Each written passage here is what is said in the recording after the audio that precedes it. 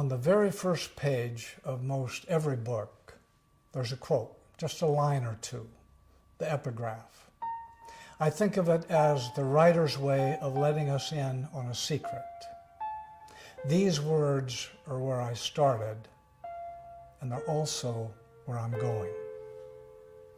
This short video is not a book, but there is a quote that has been in my mind from the beginning, which I want to share with you. It comes from The Wasted Vigil, a novel by Nadim Aslam.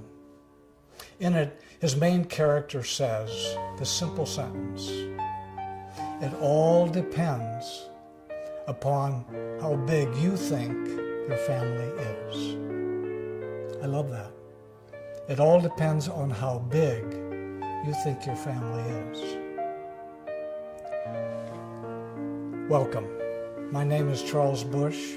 I'm a part of Fields of Peace, an educational program that promotes the message of peace and nonviolence in faith communities. The message of this video, which is titled, Your Child, My Child, the Enemy's Child, the message is an idea to make our world a place that is secure and peaceful for our children. I want to begin with just a handful of words from the Hebrew prophet Isaiah, who lived about 700 years before Jesus. Isaiah said, "The wolf will dwell with the lamb, and the leopard shall lie down with the kid." I don't think the prophet was talking here about the animal kingdom. I think he was talking about the wolf and the lamb inside of you and me. The wolf shall dwell with the lamb, the leopard shall lie down with the kid, and the calf and the lion and the fatling together, and a little child shall lead them. And they shall not hurt or destroy on all my holy mountain. For the earth shall be full of the knowledge of the Lord. And a little child shall lead them. Those are the words that strike me. And I believe they point the way for us. They point the way toward how this peace between nations that is to happen in this world, which is being predicted with certainty by Isaiah, how it's going to happen. And a little child shall lead them. When my wife Kathy and I moved to Oregon 25 years ago, we became foster parents. And each boy and girl who came to live with us, each one of them stole our hearts. And when they had to leave, broke our hearts. One morning, an infant boy who was only 16 days old and premature was delivered to our home. He had on a little knit cap to keep his head warm, and he was so tiny that I could hold him in one hand. He had big eyes, and to me he looked a little bit like an otter. Within minutes, Kathy and I looked at one another. Yes, somehow this one will stay and become ours. Well, in the weeks that followed, as I fed and changed and held him, I realized how little I knew about love, although I preached about it for years. How little I knew about love's vulnerability and about the tenderness that takes over. At night, when I tucked him in, I found myself singing to him, but not a lullaby. The words from the story of Sweeney Todd. Nothing's going to harm you, not while I'm around.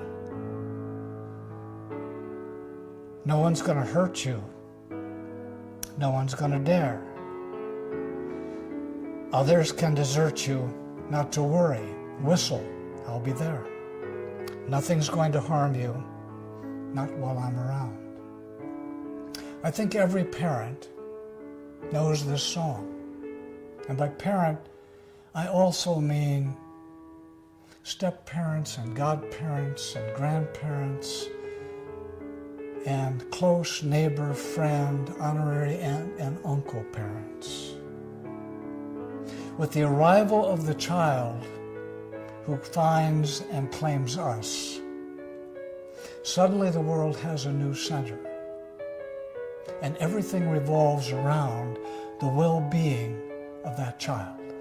Nothing else compares. And as I sang, "Nothing's going to harm you," it's with a catch in the throat, because I know I will not always be around. On the day that we adopted our son, we named him Gabriel, because he was the angel who came and gave birth to the love which had been waiting in us. He was the one who made of us a family.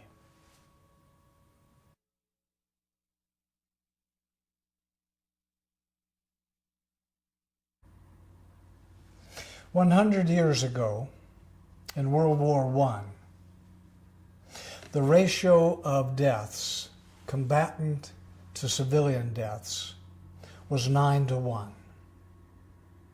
9 combatant deaths to every 1 civilian death. 25 years later, those numbers changed dramatically. They became 1 combatant death to every 1 civilian death, 1-1. And that drastic change was due to modern weaponry, bombs, and the airplanes to deliver them over whole cities. London, Dresden, Berlin, Hamburg, Tokyo, and Hiroshima. In today's wars, which include Vietnam, Afghanistan, Iraq, the numbers have now reversed, and combatant deaths are 1 and civilian deaths are 9. So in 100 years, it's completely reversed. The ratio is 1 combatant death to every 9 civilian deaths. And most of the civilians are mothers and children. This means that in today's wars, more children die than combatants. And it's accurate to say war has become the killing of children.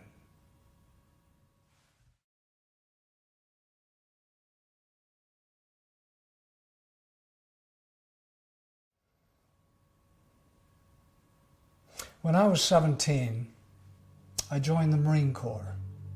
I was a skinny kid who wanted muscles and manhood.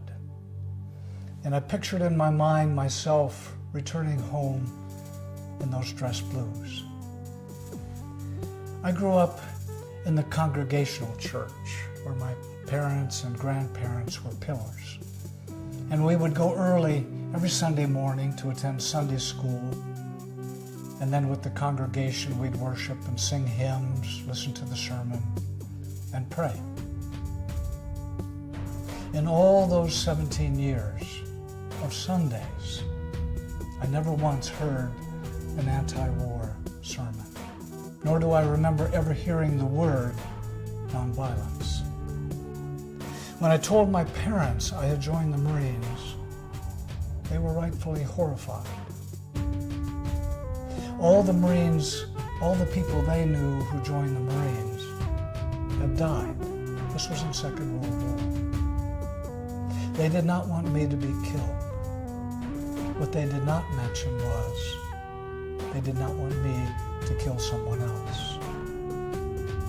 When I came home on leave after boot camp, I went in my dress blues to Sunday worship.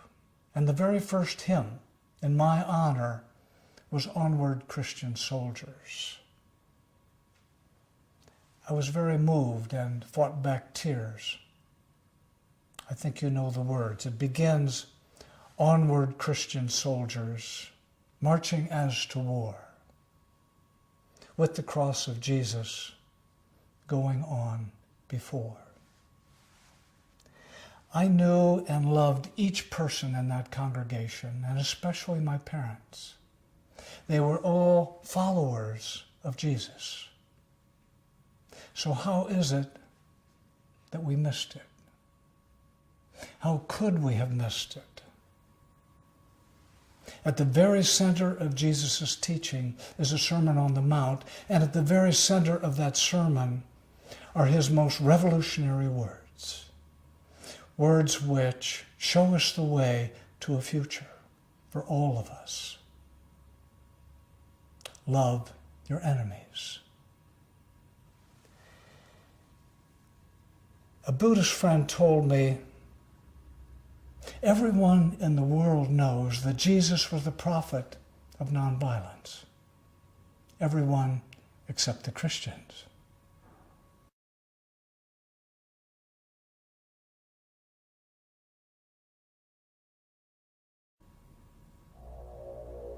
I've heard it said that war is a failure of the imagination.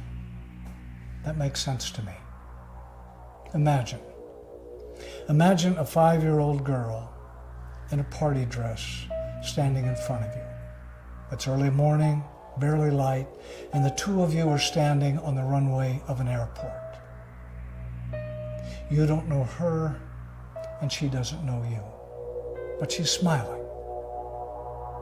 Her skin has the glow of copper, and she's utterly beautiful. In your pocket, you have a cigarette lighter. You have been ordered as a pilot to light her dress on fire, to light her on fire. You've been given the reason. It's a big one. You kneel down and look up. She's curious, but still smiling. You take out the lighter. She has no idea. It helps that you don't know her name. But you cannot do it. Of course you cannot.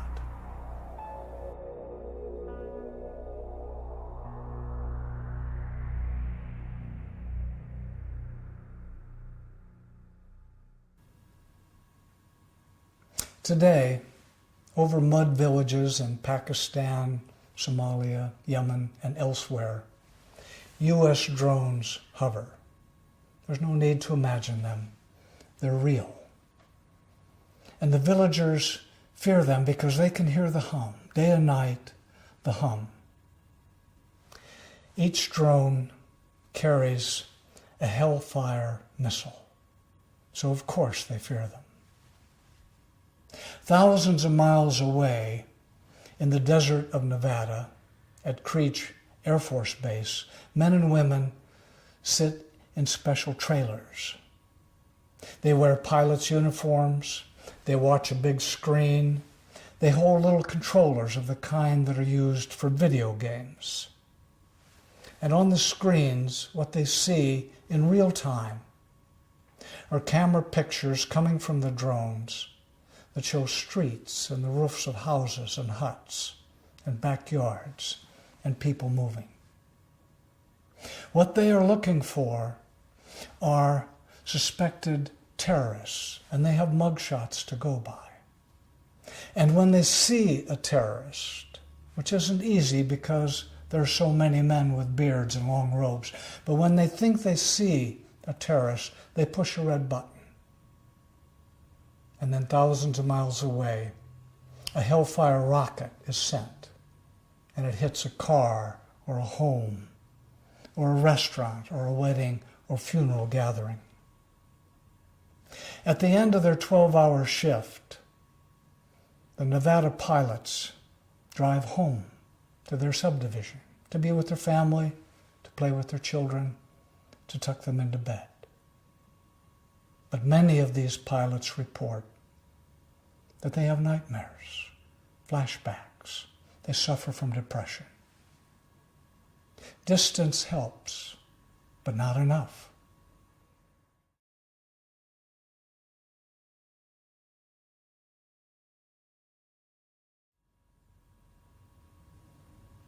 Jesus came into the world as a child, as an infant in need of food and shelter and caring hands in order to survive. He came to give birth to the love waiting in us and to make of us a family. To me, this Christ child is not only the light that you and I see in every child. To me, he is each child. Our world is dark with war, serial wars, habitual wars, perpetual war.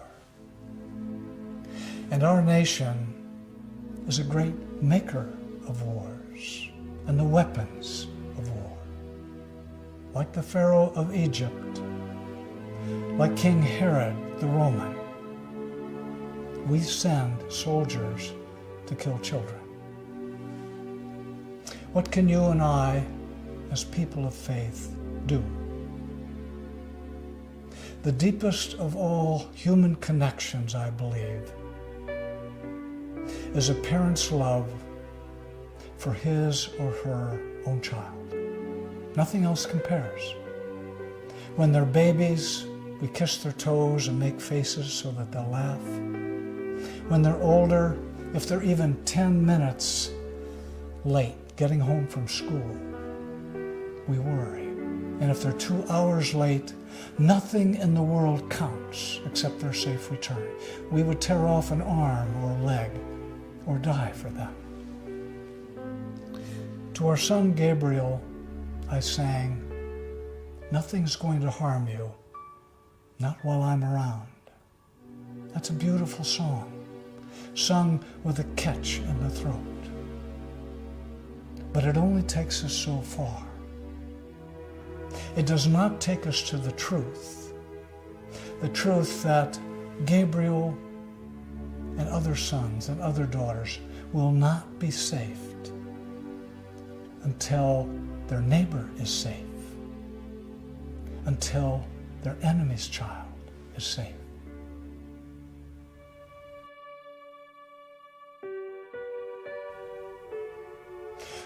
What can you and I do as a people of faith? We can sing a deeper song. I have read that one of the defining characteristics of the human being is the capacity to make and to keep promises. To make and keep promises. We can make a promise. I will not be a part of the killing of any child, no matter how lofty the reason. Whatever the nation or race or religion or culture, we all share this incredible love that we have for our own child, our own children. This is deep ground, and it's ground which we already share. And it is true ground for a new beginning. To begin with the promise, I will not be part of the killing of any child, no matter how lofty the reason. Not my neighbor's child, not my child, not the enemy's child. To say these words, you and I do not need to be fearless or even peaceful. We simply need to say the words and let them take us where they will. But someone must go first. Someone must say the words out loud. I will not be a part of the killing of any child, no matter how lofty the reason. Not my neighbor's child, not my child, not my enemy's child. Not by bomb, not by bullet, not by looking the other way. To say these words morning after morning, day after day, is for you and for me to be changed, and for the world to become a place, a changed place that is safe and peaceful for our children. I ask that you join me in the saying of these words. I will not be a part of the killing of any child, no matter how lofty the reason. Not my neighbor's child, not my child, not the enemy's child. Not by bomb, not by bullet, not by looking the other way. I will be the power that is peace. I will be the power that is peace. Thank you.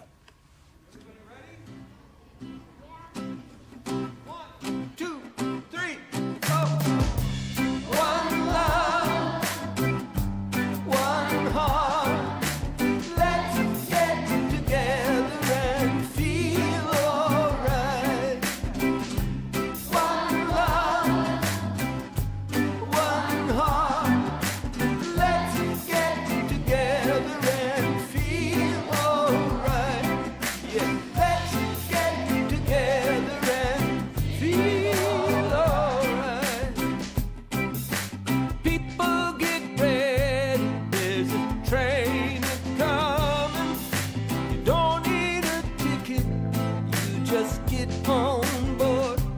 All you need